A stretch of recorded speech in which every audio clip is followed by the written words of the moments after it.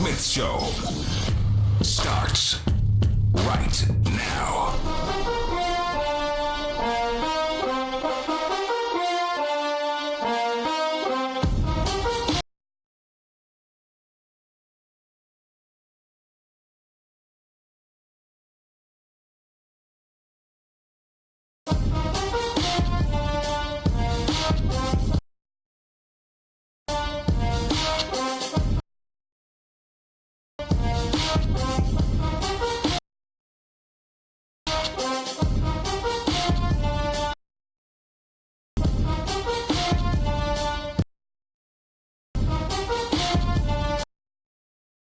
Everybody, welcome to the latest edition of the Stephen A. Smith Show, coming at you as I love to do every weekday over the airwaves of ESPN Radio and ESPN News, 250 plus markets across the United States of America, plus ESPN Radio on Sirius XM Channel 80, plus ESPN Radio simulcast over the live national television airwaves of ESPN News. Number to call up as always is 888-SAY-ESPN. That's 888-729-3776. The Stephen A. Smith Show on ESPN Radio is presented by Progressive Insurance. Cars, homes, boats, motorcycles, RVs, and more at Progressive.com. Time for Straight Talk, brought to you by Straight Talk Wireless. Best phones, best networks, no contracts. Let me say this. I'm not in a very good mood today. I know normally you're expecting to see me on the airwaves sounding so excited, ebullient, just filled with fervor and passion, and I'm just so enthralled with everything that's going on. That is not how I am feeling today. How I am feeling today is very, very worried. Now, I want the record to show that I have prayed a lot over the last week. Not to say that I don't pray, because I pray all the time, but rarely like I have this past week. We understand why. The NBA draft lottery show is tonight. Tonight is when the ping pong balls will bubble all inside that little tube, and we'll find out who's going to get the number one overall pick, which is undoubtedly, unquestionably, undeniably going to be Duke's Zion Williamson. That 6'7" dude, 280 plus pound Skywalker, man-child. In terms of physical specimen, the most dominant thing we have seen since LeBron James. These are facts. They cannot be disputed. Ja Morant is going to be something special. He's a consolation prize. He's a consolation prize. DeAndre Hunter, consolation prize. RJ Barrett, consolation prize. Cam Reddish, consolation prize. There's only 2 prizes in this draft, and one undeniable, unquestionable prize that stands head and shoulders above them all. It is the physical freak that is Zion Williamson. And I'm here to tell you something, ladies and gentlemen. The New York Knicks are one of 3 teams with the best chance to land the number 1 overall pick. And I'm not that damn excited about it. I'm just telling you what I know. I'm very, very concerned. I'm very, very worried. I can't deny it to you. I'm just looking at the NBA's 2019 mock draft. Got Zion Williamson, Ja Morant, RJ Barrett, Hachimura out of Gonzaga, DeAndre Hunter out of Virginia, Kobe White out of North Carolina, Jared Culver out of Texas Tech, Darius Garland out of Vanderbilt. I've heard good things about him. Jackson Hayes out of Texas. Of course, Cameron Reddish out of Duke. Nasir Little out of North Carolina. Bruno Fernando out of Maryland. Bruno Fernando. I'm not knocking him.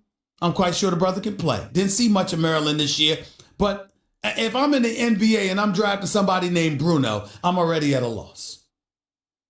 This ain't wrestling.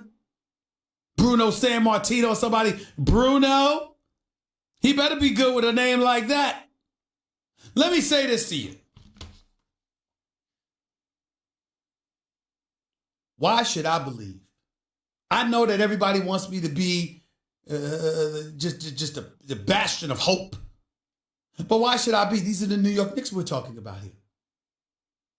Am I supposed to believe that in a league where once upon a time, if you were the worst team in the league, you had a 25% chance at the number one pick? And by the way, that team happened to win the last 4 lotteries. But in an effort to de-incentivize teams from tanking, the league gave the 3 worst teams an equal 14% shot at the right to draft the number 1 overall pick. And oh, by the way, let's look at these odds. Because see, as we're going to sit up here, we're going to talk about things quantitatively. We're going to talk about things problematically or probabilities. We're going to get into all of that. Let's look at this. The New York Knicks, the Cleveland Cavaliers, and the Phoenix Suns all have a 14% chance at landing the top pick and a 40.2% chance at landing the top 3 overall, or one of the top 3 picks. The Bulls are next in line at 4th with a 12.5% chance, along with 36.6% odds at the top pick. The Atlanta Hawks are number 5 at a 10.5% chance, with a 31.6% shot at a top 3 pick. Then here comes the Washington Wizards, John Wall's team. A 9% chance with a 27.6% chance at a top 3 pick. Then you got the New Orleans Pelicans at a 6% chance at the number 1 overall pick, a 19% chance at a top 3 pick. The Memphis Grizzlies are next with a 6% chance and a 19% chance at a top 3 pick. They're tied with Dallas as well, also with a 6% chance and a 19% pick. And then there's the Timberwolves with a 3% chance and a 9.9% pick. The Los Angeles Lakers have a 2% chance at the top pick, a 6.7% chance at a top 3 overall pick. And then you have the Charlotte Hornets and the Miami Heat and the Sacramento Kings all tied at 1% for the top overall pick and a 3.4% chance at a top 3 overall pick. Ladies and gentlemen, why should I believe the New York Knicks are going to luck up and get Zion Williamson? Is it because Patrick Ewing's going to be on the podium? Is it because Patrick Ewing is going to sit in the place of Dave DeBusschere, who was seen pumping his fist when the New York Knicks landed the number 1 overall pick? Remember that? When they landed the number 1 overall pick in 1985? Now, Dave DeBusschere, God rest his soul, passed away at age 62 in 2003. Okay, he'll be a legend with the Knicks forever. He's one of the 50 greatest players in NBA history. He's a Hall of Famer and obviously delivered championships to the New York Knicks. Played alongside Willis Reed and Bill Bradley and Walt Frazier. Okay? We also beat the Lakers once in the finals. We get all of that. But he will forever be remembered in New York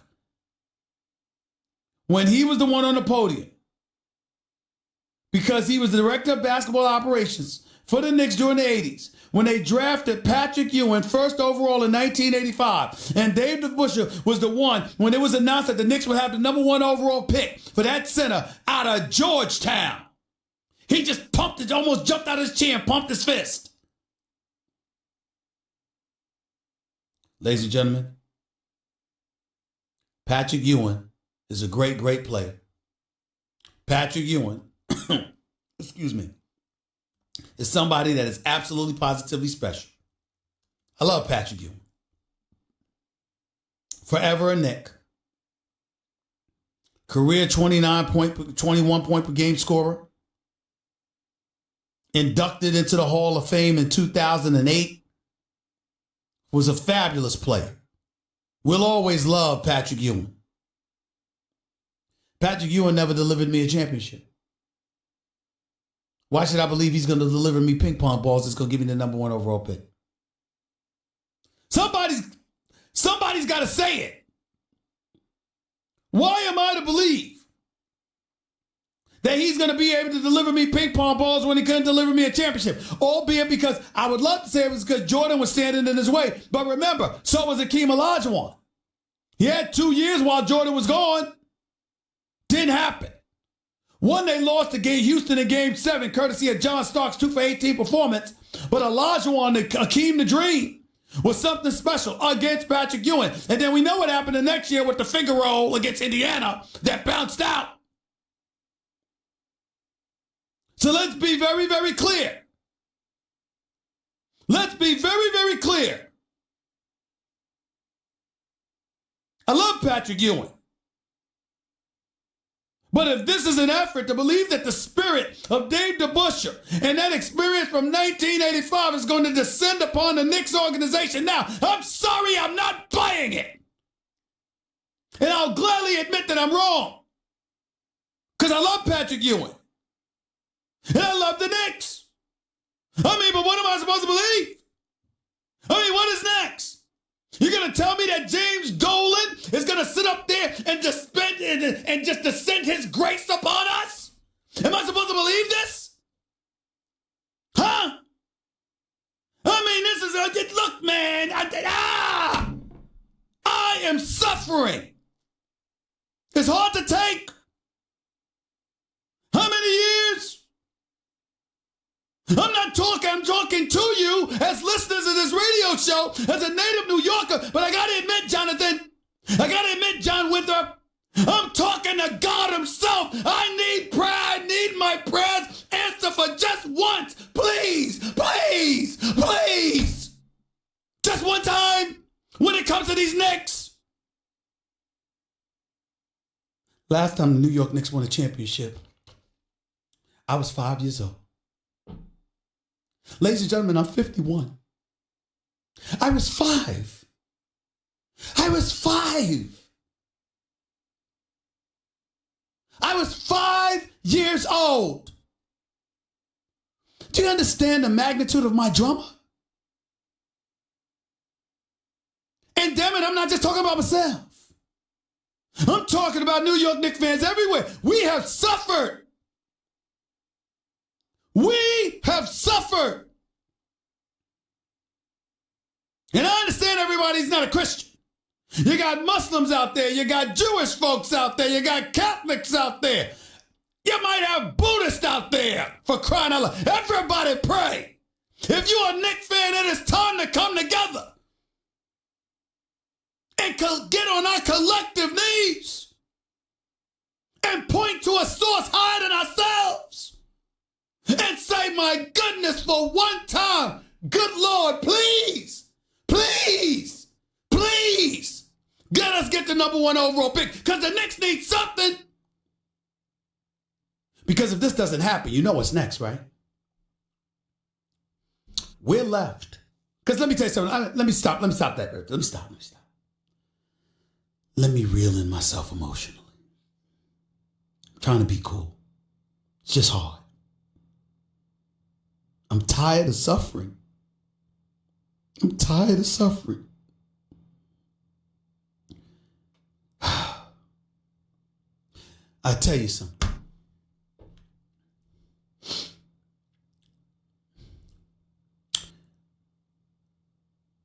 If the New York Knicks don't get the number 1 overall pick, you know chances are they probably ain't gonna get the top 3 either, right, John?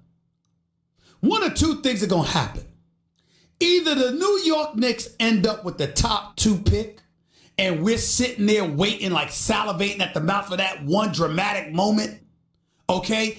Either that happens, and then we get disappointed because somebody else ends up with the number 1 pick instead of the Knicks, or the New York Knicks really show you what life has been like in the James Dolan era when they end up falling out of the top 5. Because they got a 40% chance at a top 3 pick. They got a 14% chance at the number 1 pick, a 40% chance at the top 3 pick, a 60% chance at a top 5 pick. Best odds at 58%, a little bit more than 58% with the number 5 overall pick. How much y'all want to make a bet the New York Knicks end up with the number 5 pick or lower?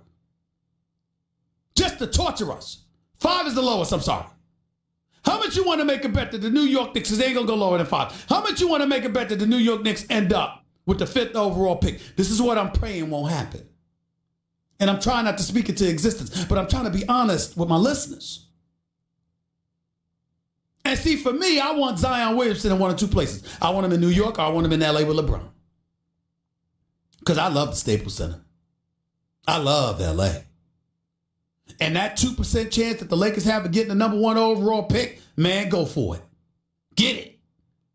Get it. Please. Unless it's at the expense of the Knicks. I want the Knicks to get the number 1 overall pick. But if they can't get it, let the Lakers get it. I don't want Zion in Cleveland. God forbid he ends up in Phoenix. That's basketball they plays. We need him in a major television market. According to Forbes or whomever it is that wrote about it, Zion Williamson, the money that he would make in New York compared, I think Will Kane mentioned it on First Take this morning, my show on ESPN every weekday morning from 10 a.m. to noon Eastern, 7 to 9 Pacific. I think Will mentioned that he stands to make 30 to 40% more money if he were in New York than if he were, say, in Atlanta. But here's the deal for me. I want him in LA if he can't be in New York. I want him in that kind of market.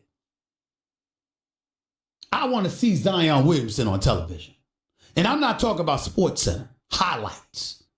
I want to see this. And this ain't about people that got the NBA package. Everybody can't afford it. Even though I would encourage you to get it if you can. This is about seeing this dude. Look, the basketball world is just a better place when Boston, New York, or LA, or a combination of 2 of the 3 or all 3 are relevant. I throw Chicago in there too, but especially those previous 3 markets that I mentioned, LA, Boston, New York. And if the New York Knicks don't get Zion Williamson, y'all know where that leaves us, right? Y'all know where that leaves Knicks fans everywhere, right? Don't you know? It leaves us sitting around, literally hoping and praying that Kevin Durant and Kyrie Irving truly do end up coming to New York, which I'm told they will. It truly leaves us in that realm. And that is what, as much as, listen, if Zion doesn't come, but those 2 come, fine. New York Knicks will be fine, especially if they got Ja Morant as the consolation prize, because I like him. The problem is, if you don't get Zion, you don't know definitively what's going to happen with KD and Kyrie, which means that with the merchant, because you know what the New York Knicks are going to do, right? New York Knicks ain't going the second tier route. And I support that, by the way. They're going to go get Jimmy Butler, Tobias Harris, and people like that. If the New York Knicks can't get A-listers to come to New York, then they're just going to build through the draft. That's what they're going to do.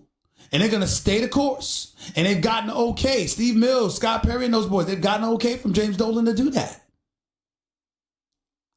Because if you ain't going to land that box office attraction, if you're not going to land that superstar tier 1 dude that can fill the seats of Madison Square Garden with a degree of legitimacy we haven't seen really since Patrick Ewing has departed from New York, where does that leave you?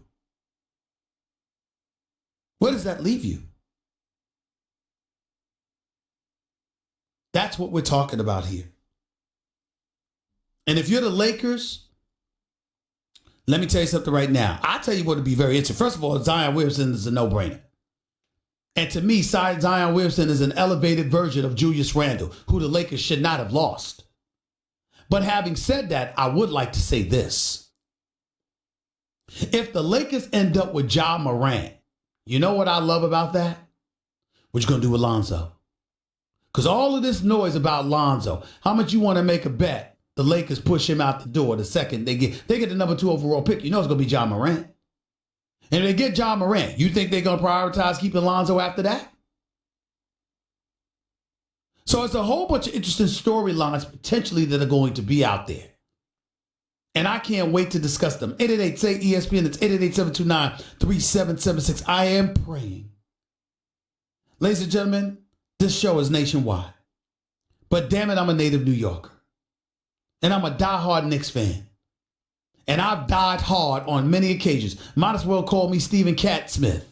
Because I got 9 damn lives. Because that's how many times the Knicks have killed me. Okay? This is what they do. And James Dolan, look, he disgusts me with his petulance towards fans. Can't take any damn criticism. Grown damn man acting like a child. Fan tells him, trade the team, he gonna get the man thrown out of the garden. That's just petty. But I will say this. James Dolan has done a lot of good by quite a few people. He's very charitable and philanthropic. He's very giving to people that are employed by him. And the people who work for him swear by him in most instances. Maybe not all, but certainly most. And so when you look at it from that perspective, it doesn't matter whether you're white, black, or whatever the case may be. If James Dolan is fond of the work that you do for him, he takes care of you. Takes care of your families. James Dolan has been a very, very good man to a lot of people. My issue with him is that he is truly a child when it comes to absorbing criticism. He pouts visibly. He takes petty and unnecessary steps of retribution towards people he doesn't like. He needs to stop and grow up. But if it's true that he's left basketball operations to Steve Mills and Scott Perry, the New York Knicks have a chance. Except we're not interested in chances anymore. We're far more interested in results. And that's what the New York Knicks are going to have to deliver. And it will go a long way towards that if they get the #1 overall pick tonight. Something we all should be praying for. Because I know I have. 888-SAY-ESPN. It's 888-729-3776. That was Straight Talk Wireless. Everything for less. Only at Walmart. Stick around. Don't touch that dial. Mark Stein, our NBA writer extraordinaire for the New York Times, former worker right here with ESPN. He'll be on the show with us to start off hour number 2. Looking forward to talking to him. But for now, I'll get to your calls and more in a minute. Sit around. Don't touch that dial. Got the Western Conference Finals Game 1 starting tonight at the Oracle between the Golden State Warriors and the Portland Trailblazers, by the way. Steph versus Dame. CJ versus Clay. All of that and more coming up. Don't touch that dial. Listen to Stephen A. Smith Show. ESPN Radio, ESPN News. By the way, people, I'm here to tell you about Zelle, a quick and easy way to send and receive money right from your banking app. Not sure what to get someone for their birthday, graduation, or housewarming? Send them money with Zelle, a truly one-size-fits-all present so they can buy whatever they want. The money goes directly into